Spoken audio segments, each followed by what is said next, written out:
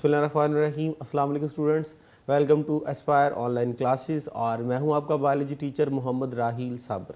तो स्टूडेंट, आज हम बायोलॉजी पार्ट 2 स्टार्ट करने जा रहे हैं। इससे पहले कि हम बायोलॉजी पार्ट 2 स्टार्ट करें, पहले तो आपको मुबारक हो कि आप सब प्रमोट हो गए पार्ट 2 के अंदर। पार्ट 1 में जो है वो आपने अच्छे तरीके से क्लियर कर लिया। आप पार्ट 2 के अंदर जो है उसे भी अच्छे तरीके से आप क्लियर कीजिएगा, अच्छे तरीके से प्रिपरेशन कीजिएगा। जो फेलियर्स आपके फर्स्ट ईयर में रह गए, जो प्रॉब्लम्स जो हैं, जो जहाँ जहाँ गलती रहेगी, कोशिश कीजिए उन्हें सेकेंड ईयर में क्लियर कीजिए ताकि मज़ीद प्रॉब्लम्स आपको फेस ना करना पड़े, क्योंकि ये लास्ट ईयर है जिसने आपके फ्यूचर को बनाना भी है और बिगाड़ना भी है। दूसरा, बायोलॉजी पार्ट 2 स्टार्ट करने से पहले थोड़ा सा पेपर पैटर्न ऑरली डिस्कस कर लेते हैं। पार्ट 1 का जो पेपर पैटर्न था एग्जैक्ट वैसा ही फॉलो होगा पार्ट 2 के अंदर। पार्ट 2 में एग्जैक्ट वैसा ही है कि पहला आपका जो क्वेश्चन होगा वो MCQs बेस होगा। 17 MCQs हैं, 20 मार्क्स के होंगे। उसके बाद क्वेश्चन 2, 3, 4 शॉर्ट क्वेश्चन का है। 33 शॉर्ट क्वेश्चन आते थे जिसमें से आपने 22 जो थे वो सॉल्व करने होते थे। पहले में से 8, दूसरे में से 8 और तीसरे में से 6 क्वेश्चन। बिल्कुल उसके बाद आपका लॉन्ग वाला जो था वो सब्जेक्टिव पोर्शन शुरू हो जाता था, जिसमें आपने क्वेश्चन जो थे वो 5 आते थे और उन 5 में से आपने 3 क्वेश्चन करने होते थे। अब यहाँ पे एक और चीज़ गाइड करता चलूँ, पार्ट 1 में आपने 14 चैप्टर पढ़े और उन 14 चैप्टर्स में आपको पता था कि 10 क्वेश्चन आने हैं, लॉन्ग क्वेश्चन आने। उन 10 लॉन्ग क्वेश्चन के अंदर आपको ये भी मालूम था कि कौन से चैप्टर ऐसे हैं जिनमें से लॉन्ग आने और कौन से चैप्टर ऐसे जिनमें से लॉन्ग नहीं आने। जैसे कि आपको पता था कि चैप्टर 3 में से लॉन्ग नहीं आना, चैप्टर 7 में से लॉन्ग नहीं आना, चैप्टर 10 में से लॉन्ग नहीं आना और चैप्टर 13 में से लॉन्ग नहीं आना। ये बोर्ड की अपनी ही स्कीम थी, पहले से गाइड किया हुआ। बिल्कुल इसी तरह अब जब हम बायोलॉजी पार्ट 2 स्टार्ट करने जा रहे हैं, 13 चैप्टर हैं, लॉन्ग क्वेश्चन तो 10 ही आने, ए बी पार्ट बना के जो 5 आते हैं। यहाँ पे भी आपको ये पता होना चाहिए कि किन चैप्टर में से लॉन्ग आना है, किन चैप्टर में से लॉन्ग नहीं आना। तो याद रखिएगा, चैप्टर जो है वो 21 उसमें से लॉन्ग नहीं आना, चैप्टर 23 उसमें से लॉन्ग नहीं आना और चैप्टर 26 इसमें से लॉन्ग नहीं आना। तो चैप्टर जो स्टार्ट होंगे सेकेंड ईयर में वो 15 से स्टार्ट होंगे, 27 तक चलेंगे। 13 चैप्टर, 3 में से लॉन्ग नहीं आना जो मैंने बता दिए। बाकी रिमेनिंग जो आपके पास बच गए उनमें से क्या आएगा, लॉन्ग पोर्शन आएगा। तो इस सेंस में आपने ख्याल करना है कि जो चैप्टर मैंने आपको शॉर्ट के लिए बताया उनमें से शॉर्ट प्रिपेयर करने और जो लॉन्ग के लिए बताया उनको लॉन्ग के लिए आपने तैयार करना है। आइए जी स्टार्ट करने जा रहे हैं हम अपना चैप्टर नंबर 15 जो कि बायोलॉजी पार्ट 2 का पहला चैप्टर है और चैप्टर है इज ऑल अबाउट होम्योस्टेसिस। अब क्या होता है होम्योस्टेसिस, आइए जरा होम्योस्टेसिस को डिस्कस करते हैं। So homeo stands for same, same mean जो चेंज नहीं होता।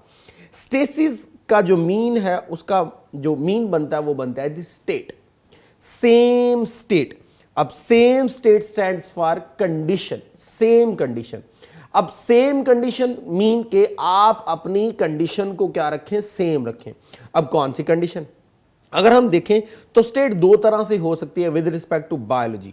एक हो सकती है एक्सटर्नल स्टेट और एक हो सकती है इंटरनल स्टेट। देखिए जी, सराउंडिंग में आप एक्सटर्नल एनवायरनमेंट फेस कर रहे हैं। अब एक्सटर्नल एनवायरनमेंट में आप लाइट को फेस कर रहे हैं, इसमें आप एयर को फेस कर रहे हैं, इसमें एक्सटर्नल एनवायरनमेंट से आपको ऑक्सीजन प्रोवाइड की जा रही है, आपको फूड जो है वो प्रॉपर रिसीव हो रहा है एक्सटर्नल एनवायरनमेंट से, और साथ ही साथ आपकी बॉडी का एक इंटरनल एनवायरनमेंट भी है जिसके अंदर डिफरेंट चीज़ों को मैनेज किया जा रहा है, केमिकल रिएक्शंस करवाए जा रहे हैं, डिफरेंट चीज़ों की ट्रांसपोर्ट करवाई जा रही है, डिफरेंट चीज़ों का मेटाबॉलिज्म करवाया जा रहा है, केमिकल रिएक्शंस हो रहे हैं, एनर्जी पैदा की जा रही है, एनर्जी को यूज़ किया जा रहा है, एनर्जी को कंजर्व किया जा रहा है। वो सारा कुछ आता है हमारा इंटरनल पे। अब हमारे एक्सटर्नल का और इंटरनल का आपस में एक रिलेशन होता है। डेफिनेटली लिविंग ऑर्गेनिज्म डिपेंड ही किस पे कर रहा है, एक्सटर्नल एनवायरनमेंट में। हमारी लाइफ ही किस पे डिपेंड कर रही है, एक्सटर्नल एनवायरनमेंट पे। अगर एक्सटर्नल एनवायरनमेंट से एयर बंद कर दी जाए, ऑक्सीजन बंद कर दी जाए, फूड बंद कर दी जाए, तो आपका कभी भी ना इंटरनल मेंटेन रह सकता है, ना आपकी लाइफ मेंटेन रह सकती है। तो इसलिए एक्सटर्नल एनवायरनमेंट और इंटरनल एनवायरनमेंट दोनों का लिविंग ऑर्गेनिज्म की लाइफ में बहुत ही ज्यादा एक इंपॉर्टेंट जो है वो वैल्यू है।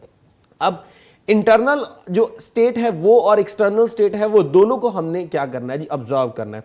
अगर मैं एक्सटर्नल स्टेट की बात करूं तो हमारे बस में नहीं है कि एक्सटर्नल एनवायरनमेंट को क्या कर लिया जाए, कंट्रोल कर लिया जाए। वो हर वक्त क्या होता रहता है, change with the passage of time. आप देखिए जी, जैसे जैसे दिन गुजरता है इन्वायरमेंट बहुत ज़्यादा एक्सट्रीम होता जाता है, टेम्परेचर बहुत ज़्यादा बढ़ता जाता है या बहुत ज़्यादा कम होता जाता है। तो सीजन्स के लिहाज से एक्सटर्नल इन्वायरमेंट में बहुत ज़्यादा क्या आता है, चेंज आता है। इसी तरह अगर हम इंदर रखें हमारे इंटरनल में, तो क्या इंटरनल में भी इतना चेंज आता है? नहीं, इंटरनल में इतना ब्रॉड चेंज नहीं आता। तो क्यों नहीं आता? क्या वजह है इंटरनल अपना आप चेंज नहीं करता? इसी चीज़ को हमने इस चैप्टर में डिस्कस करना है कि एक्सटर्नल इन्वायरमेंट आप फेस कर रहे हैं और आपका बॉडी का एक अपना भी इंटरनल इन्वायरमेंट है। तो जिस तरह एक्सटर्नल इन्वायरमेंट चेंज होता है, क्या इंटरनल इन्वायरमेंट भी उसी तरह चेंज होता है? क्या एक्सटर्नल इन्वायरमेंट के चेंज होने का आपकी बॉडी पे कोई असर है, आपके इंटरनल इन्वायरमेंट में कोई असर है? तो वही चीज़ हम डिस्कस करने जा रहे हैं। लेकिन अगर आप इन दोनों का कंपैरिजन कीजिए तो आप इजीली इस बात को ऑब्जर्व कर सकते हैं कि इंटरनल इन्वायरमेंट काफी हद तक हमारे कंट्रोल में है और काफी हद तक हम उसे कंट्रोल कर सकते हैं और उसे कांस्टेंट कर सकते हैं। तो बायोलॉजी में होम्योस्टेसिस में जब भी हम देखेंगे we have to discuss only internal environment. हाँ बिल्कुल, वो होगा with respect to external environment. उसके ऊपर काफी हद तक अफेक्ट जो होगा वो किसका होगा? एक्सटर्नल इन्वायरमेंट का होगा। So homeostasis is all about to maintain the internal environment, क्योंकि इंटरनल ही हम क्या कर सकते हैं? मेंटेन कर सकते हैं at a constant condition regardless the change in external environment. तो एक्सटर्नल इन्वायरमेंट में जो मर्जी चेंज होता फिरे, हमें उससे कोई कंसर्न नहीं। हमारी बॉडी का इंटरनल मेंटेन रहना चाहिए ताकि बॉडी के अंदर जितने भी मेटाबॉलिज्म हो रहे हैं, बॉडी का जो इंटरनल एनवायरनमेंट है वो क्या रहे? मेंटेन रहे। तो इंटरनल को मेंटेन रखना, एक्सटर्नल में जो मर्जी चेंज होता फिरे, इस प्रोसेस को हम क्या बोलते हैं? होम्योस्टेसिस बोलते हैं। अब यहां मैंने कहा इंटरनल को चेंज होने से बचाना। अब जब इंटरनल को जो है वो ज्यादा चेंज होने से बचाना है तो इसका मतलब ये हुआ, हम ये कह सकते हैं कि हम उसको कांस्टेंट करने की क्या कर रहे हैं? कोशिश कर रहे हैं। तो अगर मैं ये कहूं कि इंटरनल एनवायरनमेंट को कांस्टेंट पोजीशन पे रखना, कांस्टेंट स्टेट पे रखना, वो क्या कहलाता है? होम्योस्टेसिस कहलाता है। लेकिन याद रखिएगा यहां पे कांस्टेंट का मीन कभी भी फिक्स नहीं लेना। फिक्स का मतलब ये होता है कि जिसमें चेंज आ ही नहीं सकता। इंटरनल में भी चेंज आता है। मैं तो अभी कह रहा हूं कि जी, अभी मैंने पिछली डेफिनेशन में कहा मुझे इंटरनल क्या करना है? कांस्टेंट। लेकिन अभी मैंने साथ ये भी बोल दिया कि कांस्टेंट का मतलब फिक्स नहीं है।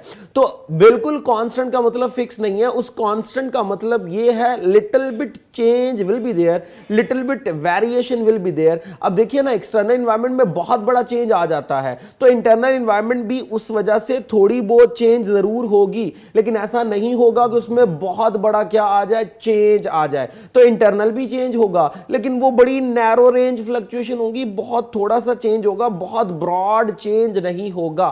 तो इंटरनल एनवायरनमेंट कांस्टेंट रहेगा, लेकिन उस कांस्टेंट के अंदर भी नैरो रेंज फ्लक्चुएशन होगी, थोड़ी बहुत चेंज होगा। जैसे कि आप देख लीजिए एक्सटर्नल एनवायरनमेंट का टेंपरेचर ले लीजिए। एक्सटर्नल एनवायरनमेंट का टेंपरेचर ऐसा भी होता है कि सर्दियों में वो 2, 3 और माइनस में भी चला जाता है और गर्मियों में वो टेंपरेचर 50 तक भी टच कर जाता है। तो देखिए जी, ब्रॉड रेंज चेंज है। लेकिन अगर आप अपनी बॉडी के टेंपरेचर की बात करें तो वो कितना होता है जी? 37, जो एवरेज आप कंसीडर करते हो। बड़ा बढ़ गया तो 38, बड़ा कम हो गया तो 36, इसी रेंज में रहता है 36 से 38। तो देख लीजिए नैरो रेंज चेंज है, चेंज जरूर आया। तो उस सेंस में हम कहते हैं कि जी ये फिक्स नहीं है, लेकिन चूंकि नैरो रेंज जो है वो अफेक्ट हो रहा है, नैरो रेंज चेंज आ रहा है, इस सेंस में हम कहते हैं कि जी काफी हद तक ये क्या है? कांस्टेंट है। So little bit fluctuations are there, जैसे मैंने आपको गाइड कर दिया कि थोड़ा बहुत चेंज जरूर होगा, बहुत बड़ा ह्यूज डिफरेंस नहीं आएगा, क्योंकि बॉडी का सारा जो मेटाबॉलिज्म है उसी पे डिपेंड कर रहा होता है। बहुत बड़ा चेंज पूरी बॉडी की लाइफ को डिस्टर्ब करके रख देगा। So the protection of the internal environment from the harms of the fluctuation in external environment. अब देखिए ना, हमारा इंटरनल जो है वो अपने आप को कांस्टेंट करने की कोशिश कर रहा है, बैलेंस करने की कोशिश कर रहा है। उस बैलेंस के चक्कर में उसे क्या करना पड़ता है? जैसे एक्सटर्नल में चेंज आया, लिटिल बिट इंटरनल में भी क्या आता है? चेंज आता है। एक्सटर्नल एनवायरनमेंट में बहुत बड़ा चेंज आ गया तो हमारी बॉडी के भी टेंपरेचर में चेंज आता है, लेकिन बहुत नैरो रेंज। एक्सटर्नल एनवायरनमेंट में सॉल्यूट और सॉल्वेंट का बहुत बड़ा चेंज आ गया तो उसके मुताबिक हमारी बॉडी भी उसको बैलेंस करने के चक्कर में उसमें चेंज लाती है, लेकिन नैरो रेंज। तो बॉडी का अपने इंटरनल एनवायरनमेंट को प्रोटेक्ट करना from the harms of the external environment, इसे सारा हम क्या बोलते हैं? होम्योस्टेसिस। यानी जनरली हमारी बॉडी क्या करना चाह रही है? अपने इंटरनल एनवायरनमेंट को जो है वो कांस्टेंट करना चाह रही है, थोड़ा बहुत चेंज लाकर विद रिस्पेक्ट टू सराउंडिंग, ताकि बॉडी को मैनेज रखा जाए, उसकी सारी एक्टिविटीज को मैनेज रखा जाए। सो इंटरनल एनवायरनमेंट को प्रोटेक्ट करना from the harmness of the external environment, ये हमारे पास क्या कहलाता है? होम्योस्टेसिस। और उस चक्कर में एक्सटर्नल बहुत बड़ा चेंज लाता रहेगा, लेकिन इंटरनल नैरो रेंज चेंज में रहेगा। रहेगा ताकि बॉडी में बहुत बड़ा चेंज ना आए। अब इससे होगा क्या? Homeostasis is central requirement, definitely ये हमारी बॉडी की बड़ी सेंट्रल, बड़ी मेन पिन पॉइंट जो है वो हमारी बॉडी के लिए बहुत ही ज्यादा जरूरी है। क्यों? मैंने भी कहा अगर बहुत ज्यादा चेंज आ गया इंटरनल टेम्परेचर में, सपोज कीजिए मैं कहता हूं टेम्परेचर में भी जितना एक्सटर्नल एनवायरनमेंट चेंज आया उतना इंटरनल एनवायरनमेंट में भी बहुत ज्यादा चेंज आ गया, तो क्या होगा? बॉडी के सारे एंजाइम्स डीनेचर हो जाएंगे, सारी प्रोटीन डीनेचर हो जाएंगी, सारा मेटाबॉलिज्म आपका स्टॉप हो जाएगा, you will unable to survive. तो इसलिए ये हमारी बॉडी की बड़ी सेंट्रल रिक्वायरमेंट है। और उससे होता क्या है? एक ऑर्गेनिज्म अपने आप को बैलेंस कर रहा है, एक ऑर्गेनिज्म अपना इंटरनल एनवायरनमेंट मेंटेन कर रहा है, एक ऑर्गेनिज्म अपनी लाइफ को, बॉडी की एक्टिविटीज को मेंटेन कर रहा है। और इसमें उसे क्या करना होता है? इसने अडेप्टेशन करनी होती है, बाहर जो चेंज आ रहा है उसके मुताबिक अपनी बॉडी के इंटरनल चेंज को बैलेंस करना होता है ताकि एवोल्यूशनरी प्रोसेस में उसे हेल्प मिल सके। क्या मतलब? एक्सटर्नल एनवायरनमेंट में चेंज आया, अब बॉडी अपने इंटरनल एनवायरनमेंट में थोड़ा बहुत चेंज लाकर डिफरेंट अडेप्टेशंस करेगी और उन अडेप्टेशंस के चक्कर में बॉडी के अंदर डिफरेंट चेंजेस अक्यूमुलेट होंगी ताकि लाइफ को सस्टेन रखा जाए, बरकरार रखा जाए। और अगर एक्सटर्नल एनवायरनमेंट में चेंज आ गया और बॉडी उसके मुताबिक अपने आप को मेंटेन ना कर पाई, सस्टेन ना कर पाई, तो लाइफ पॉसिबल नहीं होगी, मेटाबॉलिज्म पॉसिबल नहीं होगा, you will unable to perform any kind of activity which is belongs to life. तो इसलिए यहां पे असल में होम्योस्टेसिस हमारी बॉडी के अंदर एवोल्यूशनरी चेंजेस पैदा कर रही होती है, हमारी बॉडी में कैरेक्टरिस्टिक डेवलप कर रही होती है कि हम अच्छे तरीके से अडेप्टेशन कर सकें और नए एनवायरनमेंट के चेंज होने पर इंटरनल एनवायरनमेंट को उसके मुताबिक बैलेंस करके जिंदगी गुजार सकें।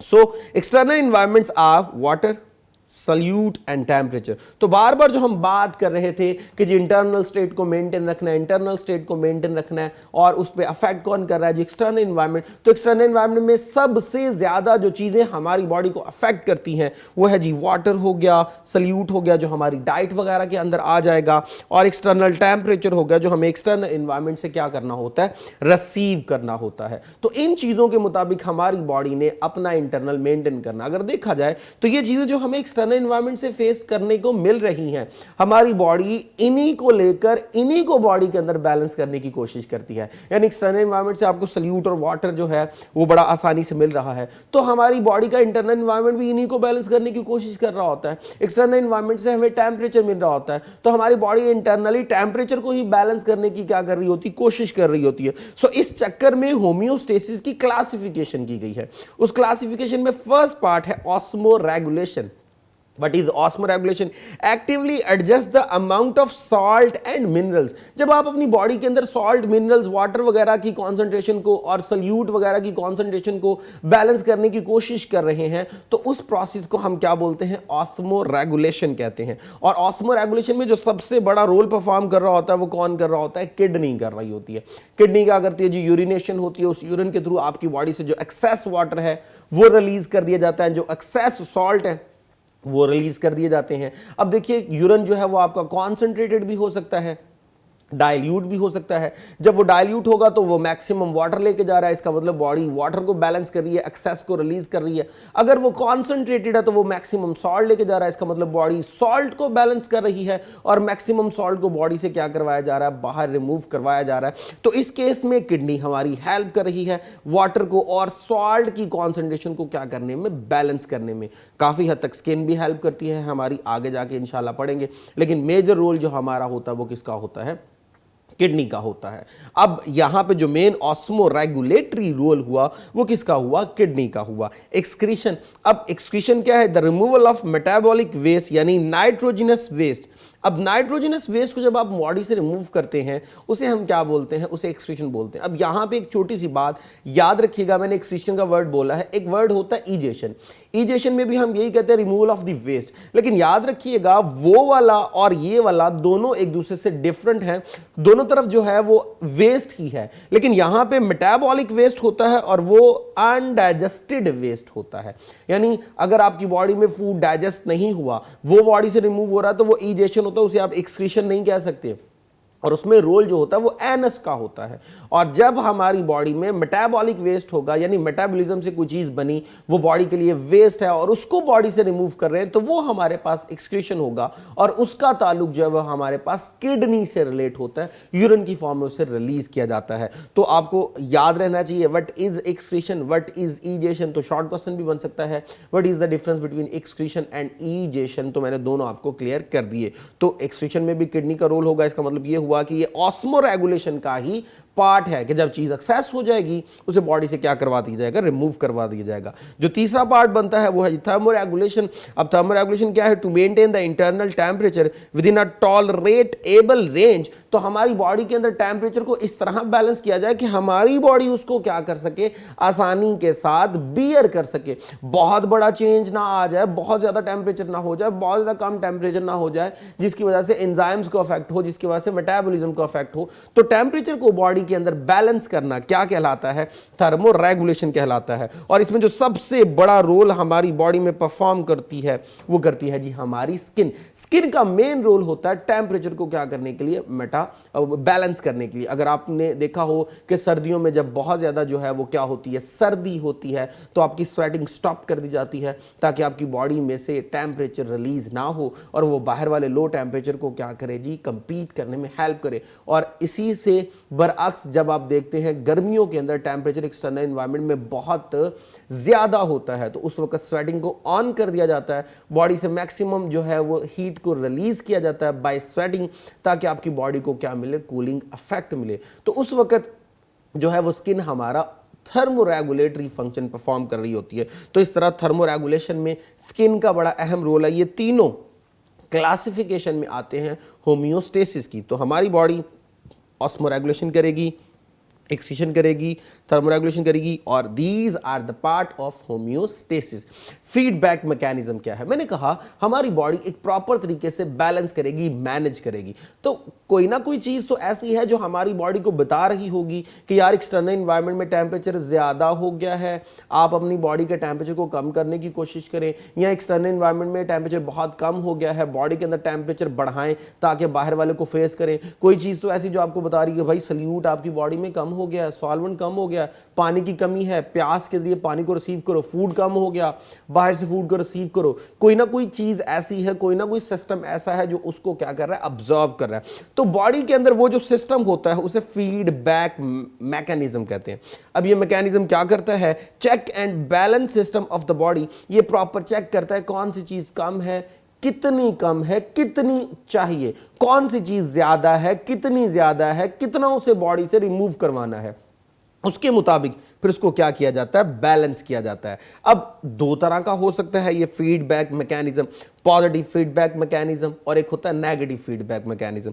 अगर मैं पॉजिटिव फीडबैक मैकेनिज्म की बात करूं तो in which the output of the process is increase, यानी कि ऐसा प्रोसेस होगा जिसमें डायरेक्ट रिलेशन होगा, किसी एक चीज को बढ़ा दिया जाएगा, किसी एक चीज को इंक्रीज कर दिया जाएगा, किसी एक चीज के एक्शन की, प्रोडक्शन की जो है वो क्या कर दी जाएगी, इंक्रीमेंट लगा दी जाएगी। मिसाल के तौर पे सक्लिंग एक्शन ऑफ एन इन्फेंट। देखिए जी बच्चा जब पैदा होता है तो वो मेमोरी ग्लैंड से, निप्पल से क्या करता है, मिल्क सक करता है। जितना ज्यादा वो सक्शन करेगा उतनी ज्यादा मिल्क की प्रोडक्शन ज्यादा होगी। तो चाहे कीजिए एक एक्शन की बिहाफ पे दूसरे एक्शन को भी क्या कर दिया गया, इंक्रीज कर दिया गया। तो एक प्रोसेस की प्रोडक्शन को इंक्रीज करवा देना, ये हमारे पास क्या कहलाता है, फीडबैक मैकेनिज्म। तो वो जितना सक करता है उसके मुताबिक उतना ज्यादा पैदा करवा दिया जाता है। तो चेक कीजिए एक proper check and balance system maintain है। जब उसकी रिक्वायरमेंट नहीं होगी, वो सक नहीं करेगा, तो मिल्क की प्रोडक्शन को भी क्या कर दिया जाएगा, स्टॉप कर दिया जाएगा। तो पॉजिटिव के साथ साथ एक है हमारे पास नेगेटिव फीडबैक। ऊपर वाले से बिल्कुल इनवर्स चले जाइए। ऊपर आपने कहा प्रोडक्शन को इंक्रीज करेंगे, तो यहां तो प्रोडक्शन को क्या करेंगे, डिक्रीज यहां कर दी जाएगी, स्टॉप कर दी जाएगी। मिसाल के तौर पे abundance water cause maximum urination. तो देखिए ना, आपकी बॉडी में पानी बहुत ज्यादा हो गया, जब पानी जब बहुत ज्यादा होगा तो body must required to remove it, body उसको रिलीज करेगी। उतनी ज्यादा यूरिनेशन करा के पानी को कम कर दिया जाएगा। तो एक चीज के ज्यादा होने पर चेक कीजिएगा, यूरिनेशन मैक्सिमम करके पानी की अमाउंट को क्या कर दिया गया, कम कर दिया गया। तो दोनों के दरमियान इनवर्स रिलेशन हो गया। किसी एक चीज की बिहाफ पे दूसरी चीज को कम किया जा रहा है, स्टॉप किया जा रहा है। मिनिमाइज किया जा रहा है, इस तरह के रिलेशन को हम क्या बोलते हैं, नेगेटिव फीडबैक मैकेनिज्म बोलते हैं। हमारी बॉडी में थर्मोरेगुलेशन जो होती है वो नेगेटिव फीडबैक मैकेनिज्म की एग्जांपल है। हमारी बॉडी में ज्यादातर जो हो रहे होते हैं रिएक्शंस या ज्यादातर जो मेटाबॉलिज्म हो रहे होते हैं वो नेगेटिव फीडबैक मैकेनिज्म पे चल रहे होते हैं। आइए जी, बात हुई कि ये हमारे पास जो है वो डिफरेंट मैकेनिज्म है जो हमारी बॉडी पे क्या कर रहे हुए हैं, होल्ड कर रहे हैं। तो मैंने कहा चेक एंड बैलेंस सिस्टम है। अब स्टूडेंट उनके ऊपर भी कोई ना कोई चीज होगी जो उनको कंट्रोल कर रही है। मैंने कहा बॉडी में सल्यूट सॉल्वेंट टेम्परेचर को चेक करना है और बॉडी के मुताबिक उसको क्या करना है, बैलेंस करना है। तो कोई ना कोई सिस्टम वहां पे भी होगा जो चेक कर रहा है कि कौन सी चीज ज्यादा है, कौन सी चीज कम है। वो जो होल्ड किए हुए है फीडबैक मैकेनिज्म के ऊपर, उसे हम क्या बोलते हैं, बॉडी का कंट्रोल सिस्टम। अब बॉडी का कंट्रोल सिस्टम क्या है, ये रिस्पॉन्सिबल है टू कंट्रोल एंड मैनेज, ये जिम्मेदार है ताकि प्रॉपर तरीके से उस फीडबैक मैकेनिज्म को क्या करे, रन करे। अब इसके कंपोनेंट होते हैं, पहला कंपोनेंट है जी हमारे पास रिसेप्टर। अब रिसेप्टर क्या होगा, रिसेप्टर कहते हैं विच डिटेक्ट चेंज। अब इंटरनल एनवायरनमेंट में आए या एक्सटर्नल एनवायरनमेंट में आए, उस चेंज को फौरन तौर पे डिटेक्ट करना ताकि बॉडी उसके मुताबिक अपने आप को क्या करे, मैनेज करे। ये काम किसका होता है जी, रिसेप्टर का होता है। एक्सटर्नल एनवायरनमेंट में क्या आ गया, चेंज। सपोज कीजिए मैं कहता हूं जी टेम्परेचर में चेंज आ गया, तो फौरन आपके स्किन के सेल उसको क्या करेंगे, डिटेक्ट करेंगे। तो इस तरह जो स्किन के सेल है वो आपके पास किस में आएंगे, रिसेप्टर में आएंगे। तो रिसेप्टर बेसिकली सेल हो सकता है, ऑर्गन हो सकता है, टिश्यू हो सकता है, जो कि चेंज को क्या कर रहा होता है, डिटेक्ट कर रहा होता है। अगर मैं इंटरनल एनवायरनमेंट में चल जाऊं, सपोज कीजिए आपकी बॉडी में सल्यूट की सॉल्वेंट की कॉन्सेंट्रेशन कम हो गई, तो बॉडी के अंदर भी तो कुछ ना कुछ होगा जो फौरन क्या करेगा, उसको डिटेक्ट करेगा। हंगर पेन आपने सुना था, जब भूख लग जाती है आपको, तो वो इंटरनल एनवायरनमेंट में चेंज को डिटेक्ट किएगा। तो वहां पे चेंज को डिटेक्ट कौन करेगा, डेफिनेटली बॉडी के इंटरनल रिसेप्टर। तो रिसेप्टर क्या होते हैं, जो चेंज को क्या करते हैं, डिटेक्ट करते हैं। कोऑर्डिनेटर, देखिए जी एक्सटर्नल एनवायरनमेंट में जो चेंज आया वो फॉरन किसको सेंड किया जाएगा, कोऑर्डिनेटर को। तो कोऑर्डिनेटर क्या करता है, ये रिसीव करता है इंफॉर्मेशन को जो कि कहां से आ रही है, रिसेप्टर से आ रही है, उसको एनालाइज करता है और एनालाइज करके उसके मुताबिक उस पर क्या करता है, कोई रिस्पॉन्स देता है, ऑर्डर देता है। सपोज कीजिए एक्सटर्नल एनवायरनमेंट से इंफॉर्मेशन आ रही है जी टेम्परेचर हाई है, तो बॉडी ने उसके मुताबिक टेम्परेचर क्या करना है जी, डिक्रीज करना है। तो स्वेटिंग को एक्टिवेट कर दिया जाएगा, तो ये कोऑर्डिनेटर करवाएगा। सपोज कीजिए मैं कहता हूं एक्सटर्नल एनवायरनमेंट में टेम्परेचर बहुत ज़्यादा लो है, तो डिटेक्ट किया जाएगा और बॉडी को ऑर्डर किया जाएगा कि मैक्सिमम टेम्परेचर जनरेट किया जाए और उसे कंजर्व किया जाए ताकि बाहर वाले लो टेम्परेचर को क्या कर सको, कंपीट कर सको। अब ये वाला जो ऑर्डर बॉडी के अंदर जनरेट करवाएगा और उसके ऊपर अमल दरामद करवाएगा, वो कौन करवाएगा, कोऑर्डिनेटर। डेफिनेटली कोऑर्डिनेटर हमारे केस में आपने पढ़ा होगा केमिकल कोऑर्डिनेशन, नर्वस कोऑर्डिनेशन, तो वो इसी में आती है। नर्वस कोऑर्डिनेशन में आपका नर्वस सिस्टम इन्वॉल्व हो जाएगा, ब्रेन और स्पाइनल कॉर्ड इन्वॉल्व हो जाएगा। और जब आप केमिकल कोऑर्डिनेशन में आएंगे तब वहां पे कौन इन्वॉल्व हो जाएगा, तब जो है वो डिफरेंट ग्लैंड्स इन्वॉल्व हो जाते हैं। तो कोऑर्डिनेटर का काम आपको समझ आ गया। The next one is effector. अब अफेक्टर क्या है, give response on receiving order.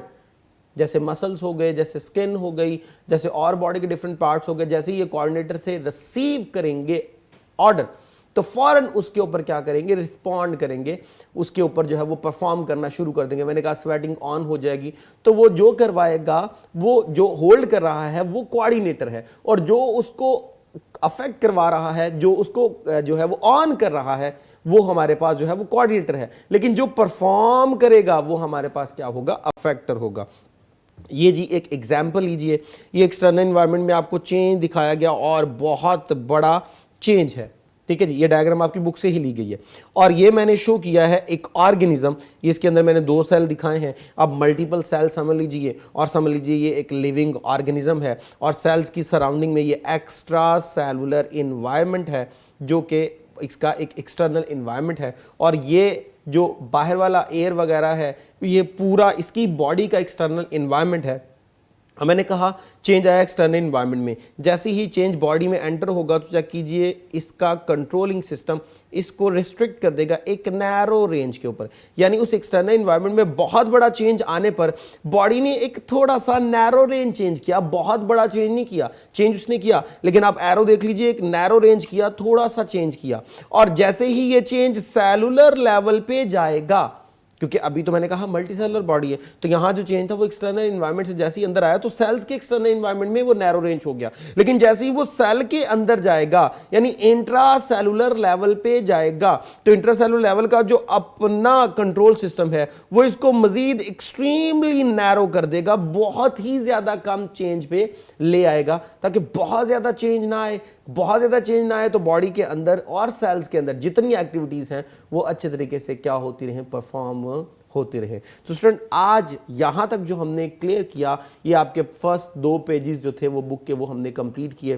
पहला लेक्चर आपका कंप्लीट किया, होप सो आपको समझ आई होगी। इंशाल्लाह नेक्स्ट लेक्चर में नए जो है वो कंटेंट आपको क्लियर करते जाएंगे और साथ साथ बताते जाएंगे कि कौन सी चीज़ आपके लिए ऑब्जेक्टिव के लिए है और कौन सी चीज़ सब्जेक्टिव के लिए है। आज का जो कंटेंट था, आज का जो लेक्चर था, ये सारे का सारा जो था वो ऑब्जेक्टिव बेस्ड था, इसमें कोई प्रॉपर सब्जेक्टिव नहीं थी। शॉर्ट क्वेश्चन निकल सकते हैं और MCQs निकल सकते हैं। तो यहाँ तक जो था वो कंटेंट कंप्लीट हुआ फर्स्ट लेक्चर का।